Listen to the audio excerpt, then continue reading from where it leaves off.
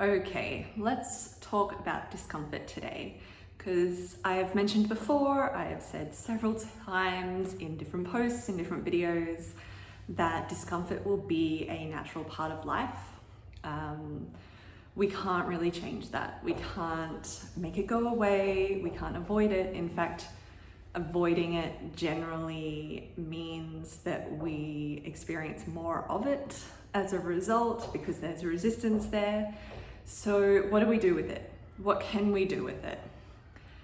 I think before we go on, the important thing to remember is we don't need to find discomfort for the sake of these things. We don't need to find discomfort in order to grow, in order to learn. We can learn without it, but it will come up naturally in various areas of life. So what can we do with it? We can find a deeper level of growth in it. So again, we don't need discomfort to grow, so we don't need to go seeking it out. Trust me, it'll happen anyway. But how can we grow using that discomfort as a learning? So if you find that you've had a conversation with someone and it felt a bit spiky, it just felt uncomfortable, maybe it was a little, especially in text, it can feel like we lose tone in text a lot of the times, and most of the time we can get away with it, but sometimes it can feel abrupt or spiky and make us just feel uncomfortable based on how it was left, if the conversation ended.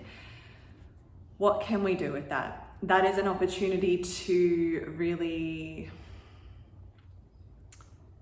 get curious and inquire. So we get curious and we go, what is it about it that feels uncomfortable to me? And usually it has nothing to do with the other person or the actual events that are happening.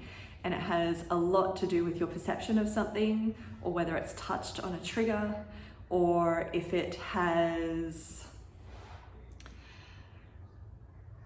been perceived. So that perception, if it's been perceived in a certain way, we can feel discomfort because we're not sure if our needs are being met, if we're feeling heard, or if we're being appreciated. Sometimes it can feel that feeling of the perception of being taken for granted. These kinds of discomfort can come up. Discomfort can come up in many other different ways, things that we're being asked to do that may not sit right with us. The growth in that instance is, where are our boundaries? Is this something that really aligns for us to say yes to? Do we actually have to say yes to? Or can we find a middle ground? If we have to say yes to it, whatever it is, are we able to recognize it for what it is? Recognize it from the understanding of ourselves and go, this is why this doesn't feel great for me. I can be in the uncomfortable feeling of this, recognizing this is why it's not optimal for me. But that's okay, because then maybe I can choose differently, or then maybe it helps me clarify a little differently around how I structure the things that I need to do.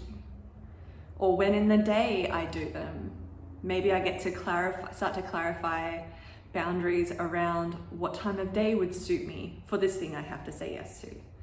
So you can see that there is growth that can come out of uncomfortable situations, that can come out of uncomfortable feelings or uncomfortable conversations, just with a little bit of personal inquiry and just with a little bit of curiosity around where it comes from.